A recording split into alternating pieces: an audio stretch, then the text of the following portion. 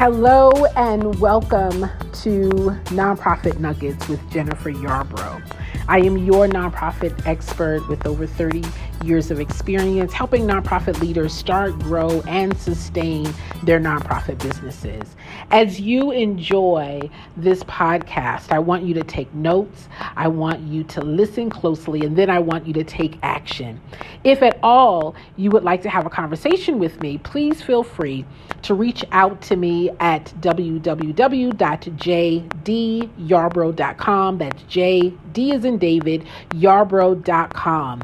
I would love to speak with you. You can schedule time on my calendar by going to www.timewithjen.com. Timewithjen, that's JEN.com. Again, welcome to Nonprofit Nuggets with Jen, and I'll see you on the other side. Hey guys, welcome to Nonprofit Nuggets with Jen. Listen, today we're going to be talking about your nonprofit startup. Not just the process of the startup, but the strategy of the startup, okay?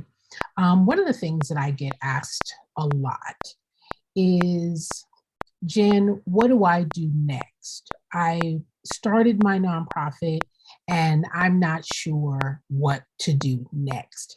Now, what I find interesting about that conversation is we probably should have thought about the process and the steps, the strategy, the opportunities, the challenges that we might face before we started, right? And so for many people, the thought of applying for their paperwork and sending out and completing the 1023 form is actually starting your nonprofit. I beg to differ. I say that that is basically registering your nonprofit, okay? Starting your nonprofit, like with any business, begins with a plan. A plan for how is it going to be run? How is it going to be managed? How is it going to raise money? How is it going to get the clients or the participants to be engaged and to participate in the program? How is the program going to be evaluated? How is the program and the organization going to expand? How are we going to communicate to our community the work that we do? How are we going to create and craft the messages of impact to attract, engage, and identify our donors, right? How are we going to manage our time? How are we going to do all of the things that are necessary and required for our organization to grow, right? So these are the things that we want to begin to think about if you choose to do it after you file your paperwork, because the great thing is what? You've got about 90 days, maybe 120 days before you actually get the paperwork. So what are you doing in that time if you're one of those people that just have to file first, right? And that's okay. That's a part of the process, and people, go in their own steps. However, I recommend this. The filing is a requirement to be acknowledged and recognized as a nonprofit organization. Okay, that's a requirement. I would like to also assert that there are other requirements. Requirements as it relates to community responsibility and accountability and funding. Growth, expansion, leadership, transparency, engagement, okay?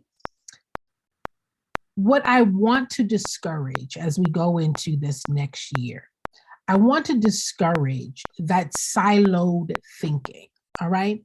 I want to encourage the opportunity of evaluating the entire organization holistically, all right? So your entire organization includes program, it includes finance, it includes leadership, it includes branding and marketing, right? It includes awareness building. It includes accountability and financial management.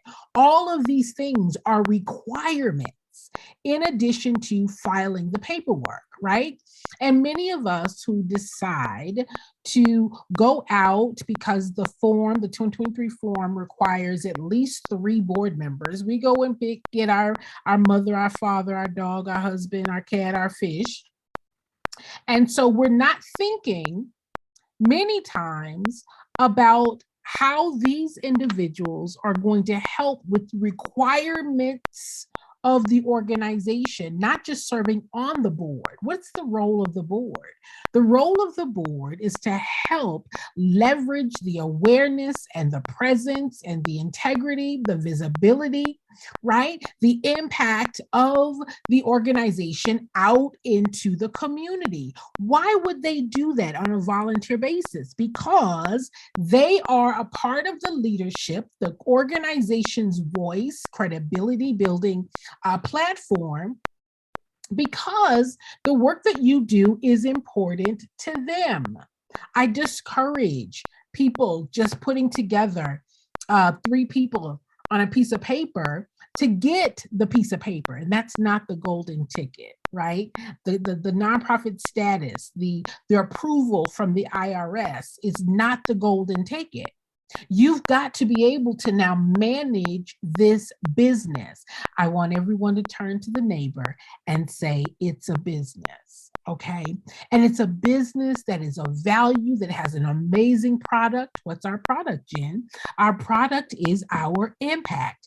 Our product is the work that we're doing, the value that we bring to the community, the changes that we are able to present to the community. That's our product. Who's our customer? Our customer are our donors, our funders, our volunteers. Why would they want to invest their time, their resources, their money, their relationships into this organization? Because they value the product.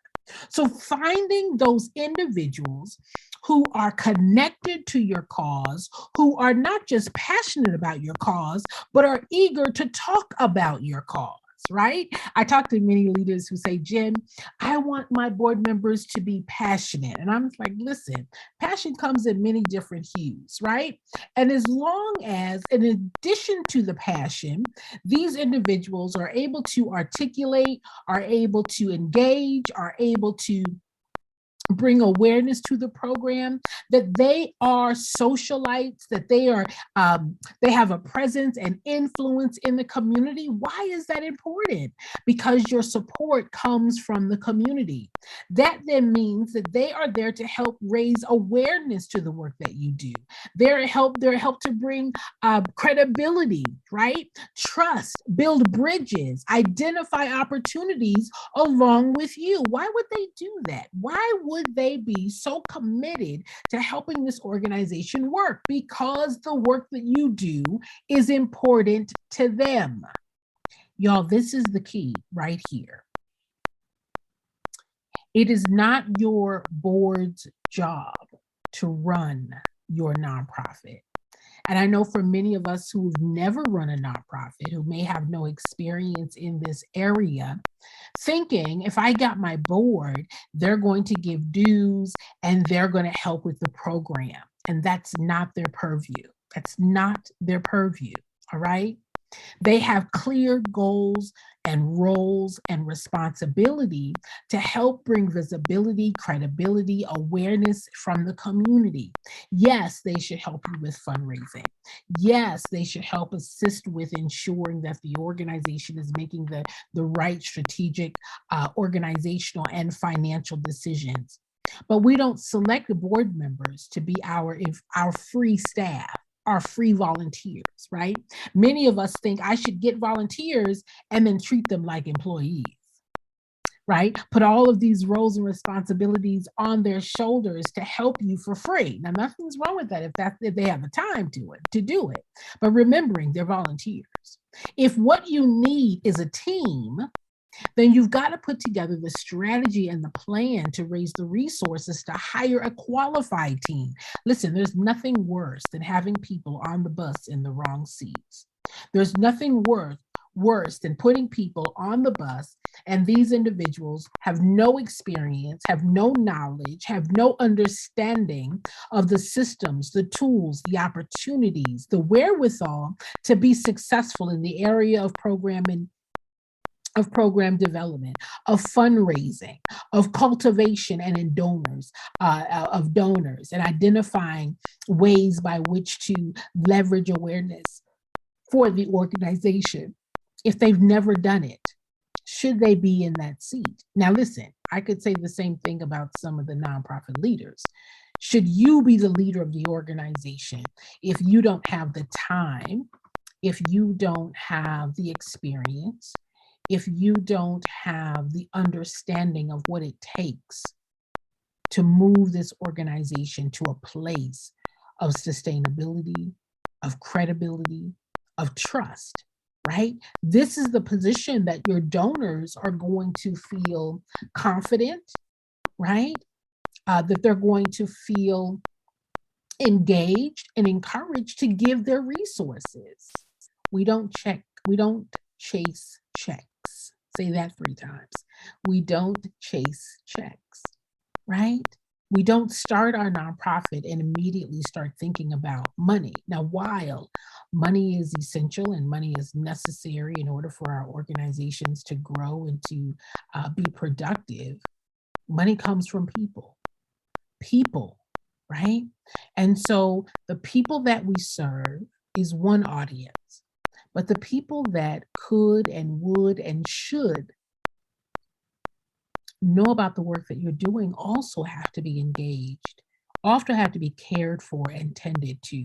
You know, I find it's really amazing that we find ourselves delivering these programs to people that we're really passionate about, we really care about, we really want to see them succeed. And we invest so much of our energy and passion and time to ensure that their needs are met and that you're going to sacrifice, right, to ensure that these individuals who are in your program have everything that they need. And then when it comes to our donors, the people who afford us the opportunities to do this work through their resource, through their financial support, through their volunteerism, through their relationships, we just kind of don't have that same zeal. We've lost sight that that is also an audience that we should be passionate about, that we should care about. Why? They're giving of their wealth, they're giving of their resource, they're giving of their experience. And what is their return on that investment? Now, we know that the people who are in your program are going to benefit from your program, right? You've got an amazing program. You're going to evaluate it. You're going to be able to show and share the impact of what you do. But the way that our business is structured, we cannot do this work successfully without our donors. And so it is essential that we take the time to bridge the gaps, to create plans and strategies to communicate, to share and show our effectiveness, either through photos, through testimonials, through opportunities for them to volunteer and be engaged. Listen, I'm not speaking to you, but there are people who are so self-centered that they are only thinking about what they need. And they're not giving an opportunity to not just give to the people in the program, but also give to the people that would support our program. I'm convinced that, having done this work for over 35 years, that if we give to our donors, if we give information, if we give testimonials, if we give real result, if we give opportunity to see up close what it is that we're asking them to invest in, if we give reports of success, if we give them time to engage and to tell us what they think about our program, if we give them thank yous on a regular basis, not just when they give, but even throughout the year at times and touch points that are important to them. If we show that we care about them And we give them not just the words, but the actions that follow that, right? What are those actions? Those actions are picking up the phone and saying, thank you, sending out a handwritten note from yourself, from your board members, or from one of the program staff, letting them know that their lives are different and improved and better because of their support. If we give them the appreciation that they deserve, but because it's because of them that our organizations are able to thrive and grow and to serve more people. Listen, in any relationship, in any business relationship, right? It's a give and take. And so those businesses that do the customer care, you've been in those places, you've gone to those stores or those restaurants or those places of service, and you've received excellent care. You didn't mind spending the money, right? It wasn't such a burdensome task to purchase what you wanted, but the experience that was made as a result of the people who were attentive to you, that were caring about your idea and helping you to define and making sure that you made the right purchase or provided that excellent service. You wanted to go back, right? You wanted to go back. Our organizations are pillars in the community. How is your customer service? Are you thinking about customer service? Are you thinking about how can we make the donor experience so amazing that they feel good about giving, contributing, partnering, being a part of our success? That when it comes time for the next ask, it's not a burden. Many times, listen, if you all do this right, you won't have to ask for money. Donors and funders and supporters will give out of the pleasure and the abundance of pride that they feel of being a part of something that they know about. Let me say this. No one gives to something they don't know about, okay? No one continues to give to organizations that don't respect, that don't communicate, and that don't appreciate in a very real way the support and the sacrifice of their gift. They have got lots of choices, lots of options, lots of places by which they could give their resources. And you want to be top of mind strategically. How are you doing that? That's something that you should and could iron out, just as you've ironed out how to submit the 1023 form. Iron out how you're going to cultivate. Iron out how you're going to identify your donors. Create that plan and path and assign those tasks to the people that feel comfortable doing it. It's amazing to me how people are, many people are afraid or have a fear of rejection or hesitate talking about the great work that you do, right? Feeling as if you're being bothersome or you don't want to offend or maybe no one wants to hear about it. And that's just not true. I want to invite you to get out of your head. I want to invite you to create those messages of impact, right? Impact is change. Impact is result. And giving and creating opportunities to engage your donors at least once a quarter. At least once a quarter. That could be done through a visit, a site visit. That could be done through an opportunity to volunteer. That could be done through some way of seeing how the program is advancing or graduating. Listen, there are countless ways to cross the room. There are countless ways that you can engage your community, the community by which your resources come from, your partnerships, your collaborations, your visibility, your credibility, your influence is recognized and acknowledged from the community. That's how our business is set up, which is so amazing because we don't just have one path of resource. We've got opportunities for volunteers. We've got opportunities for grants. We've got opportunities for business support. We've got opportunities for in-kind measures. Listen, there is no shortage of opportunity. Money is not your problem. People who could and would be excited about your work, that's never a problem. Never.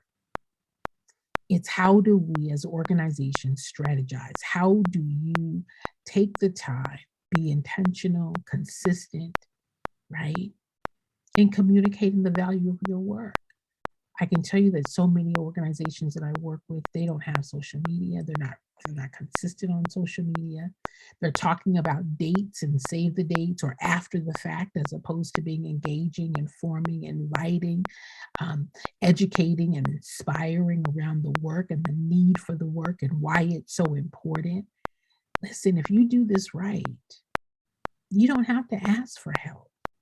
Why? Because you're showing your value. You're showing that what you're doing is making a difference, and you're inviting and asking and engaging those people to join you, to be a part of it. And those that are enthused, those who have a history, those who have experience, those who have the time, they will raise their hands and say me. And if that has not happened to you yet, don't look outward, look inward.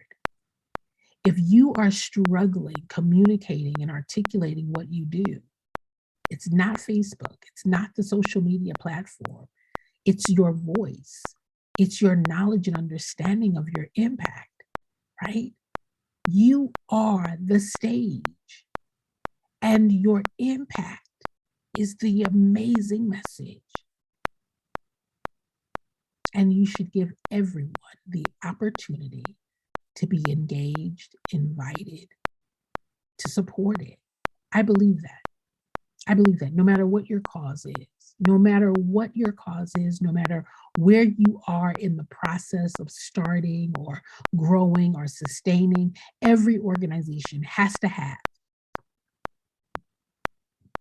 the same thing.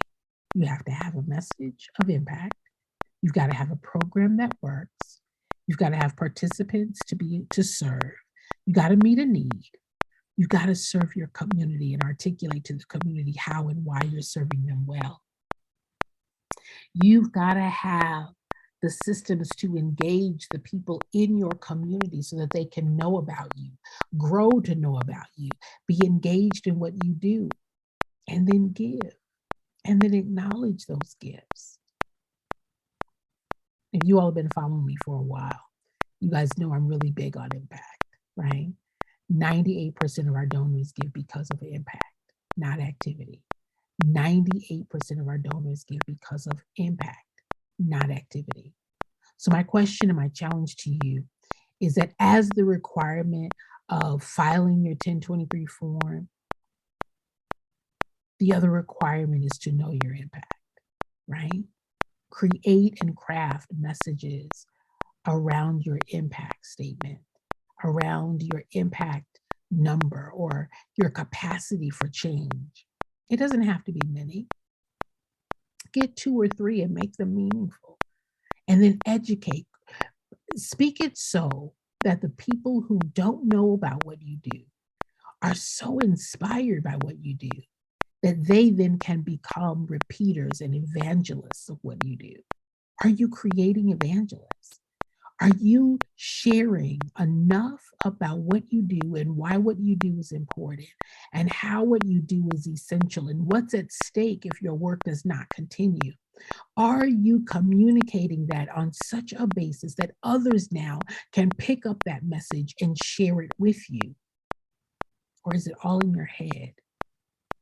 These are requirements that in addition to filing and submitting your 1023 form, it's a requirement that you have a plan and a path to not just do the program work of what you do, but also do the marketing, the communicating, the engaging, the informing of what you do. People ask me all the time, well, Jen, where do I start? Where do I begin? And I'm like, I don't really care where you began. Just begin. Pick a spot and grow from there, right? Well, Jen, I don't know anyone. I don't know anyone in my community. I'm not connected. Then create the platform. Use the press releases and the news and the opportunities to document the effectiveness and the impact of your work, and then share it abroad. Okay. Nowadays, unlike when I first started over 35 years ago, you didn't have back then as many vehicles and platforms by which to celebrate and to showcase and to show off the work that you do. Now you do. Use them all. All right? Use them all. And just like your streams of income are going to come from grants and individuals and sponsors and events and products and services. Jen, which one should we do first? I don't care. Pick one and then use them all. My nonprofit nugget for you is this. Organizations that struggle financially don't struggle because of lack of money. It's lack of plan, lack of strategy, lack of knowing what to do and how to do it. And I submit to you that just as the 1023 form is a requirement, so is your plan, your strategy to raise money, your strategy to communicate the impact of what you do, the requirement of getting the right people on your team to help you do this work. If you are funding your nonprofit out of your own pocket, not only is that crazy, you're being selfish. You're being selfish. And you're being very prideful. The organization doesn't belong to you. It's a community-based organization. It is supported by the community. It belongs to the community. And if you are not engaging, inviting, informing your community, my question to you is why not? That's a requirement.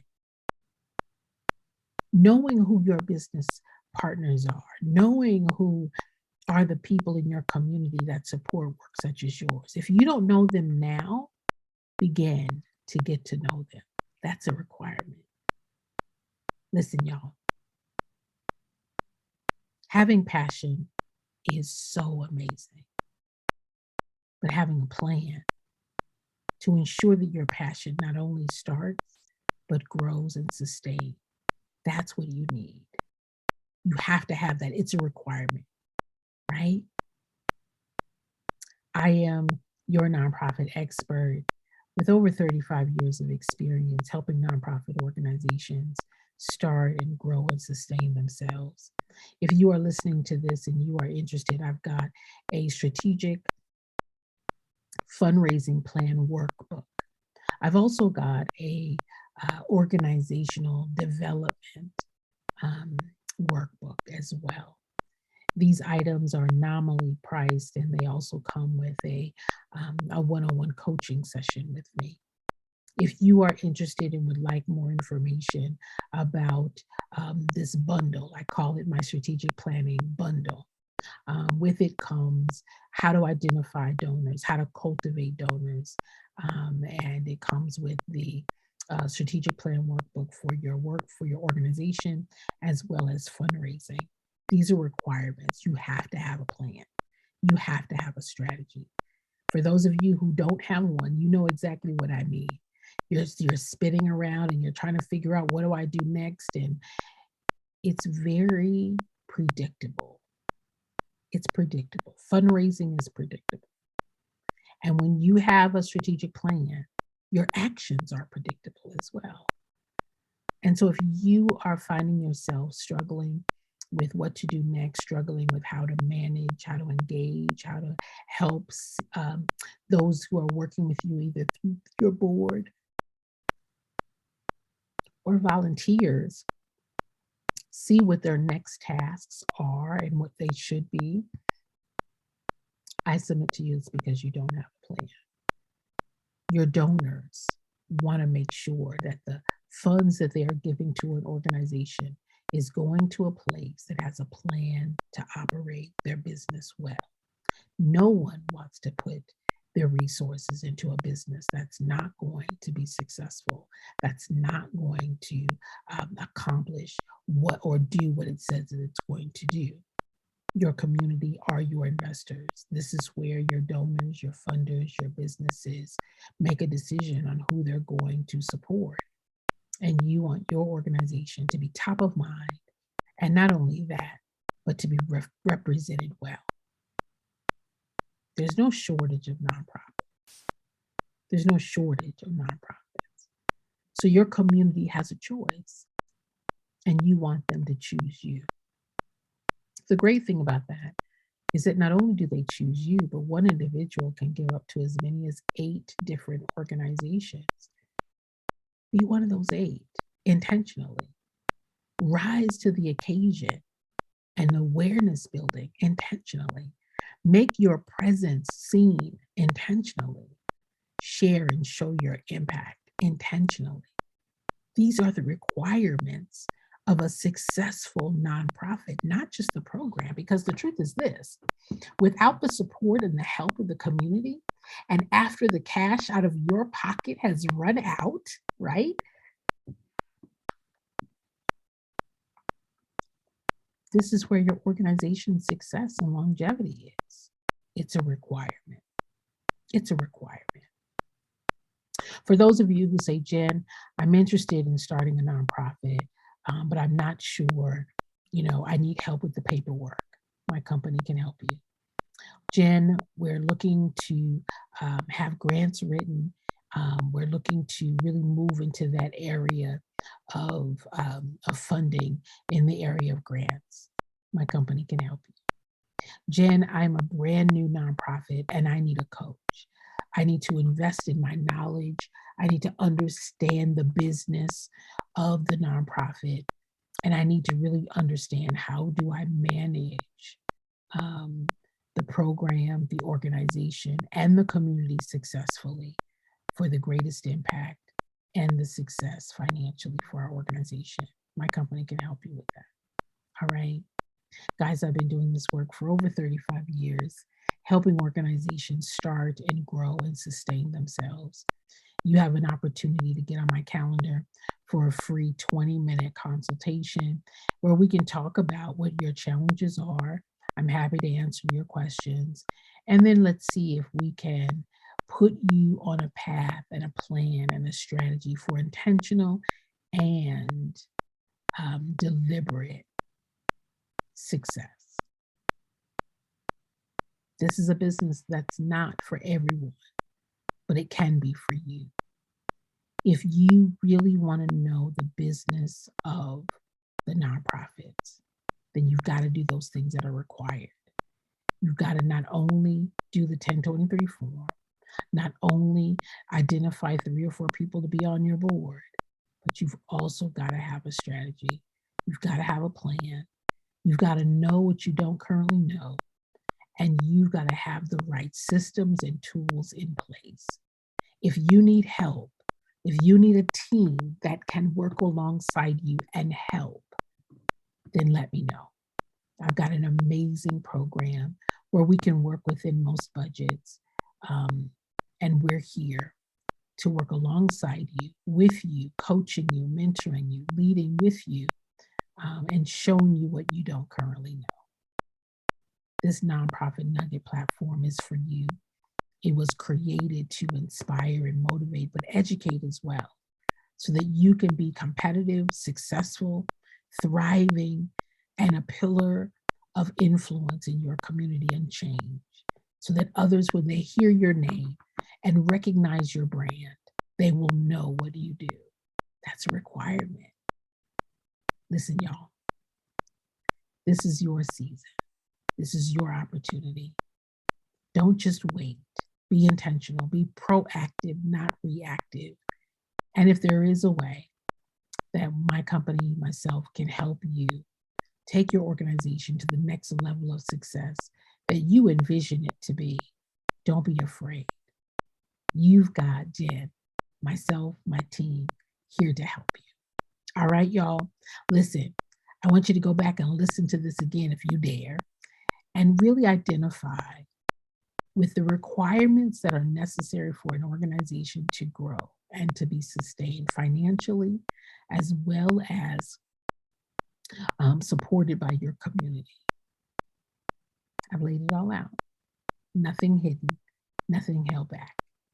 And I believe, I know for a fact, that if you do the things that I mentioned and you put those things in place, you will see predictable success.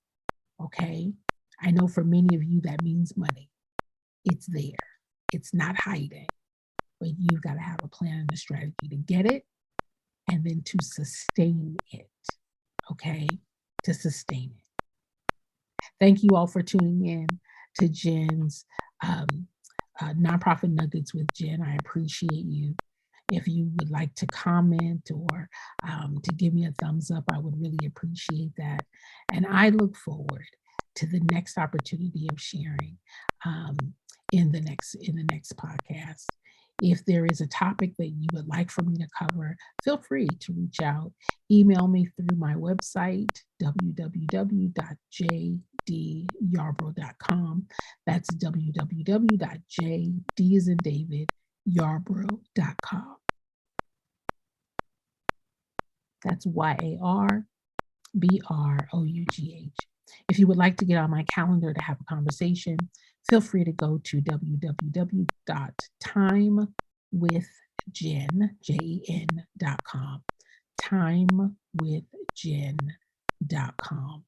Let's schedule a time to speak, and I'm happy to answer your questions and then help you strategize what is the next move that is required for your organization to grow to the place where you're able to serve not just who you currently serve, but to grow in your capacity financially and programmatically. All right? Your plan is a requirement. I'll talk to you all later. Take care.